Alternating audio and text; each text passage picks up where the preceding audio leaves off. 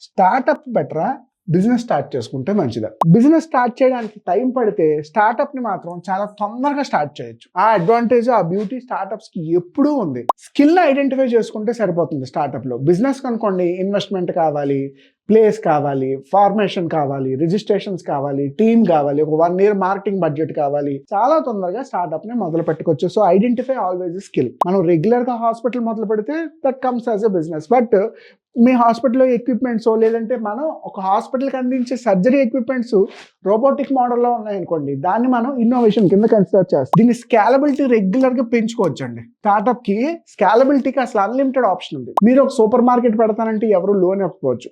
But ఏదైనా innovative ఒక startup మొదలు పెడతానంటే దానికి లోన్ వచ్చే అవకాశాలు చాలా ఎక్కువ ఉన్నాయి. సో ఖచ్చితంగా స్టార్ట్అప్స్ లో ఫండ్స్ రైజ్ చేయడం ఈజీ. టెక్నాలజీని ఎక్కువగా యూజ్ చేసుకోగలం కాబట్టి స్టార్ట్అప్ ని మొదలు పెట్టడం చాలా easy point. Very fundamental.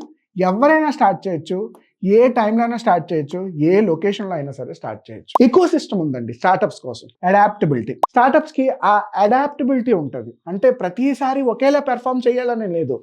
Market బాగాలేదు అనుకోండి, చేంజ్ చేసుకోవచ్చు. ఏదైనా వార్ వచ్చింది అనుకోండి, చేంజ్ చేసుకోవచ్చు. బిజినెస్ లో నిజానికి 10 ఏళ్ళు 20 ఏళ్ళు పడితే, స్టార్ట్అప్స్ లో 3 to 5 years లో మనం మంచి రిజల్ట్స్ చూడొచ్చు. బిజినెస్ కన్నా కూడా స్టార్ట్అప్ లో షార్ట్ టర్మ్ లో రిజల్ట్స్ వస్తాయి.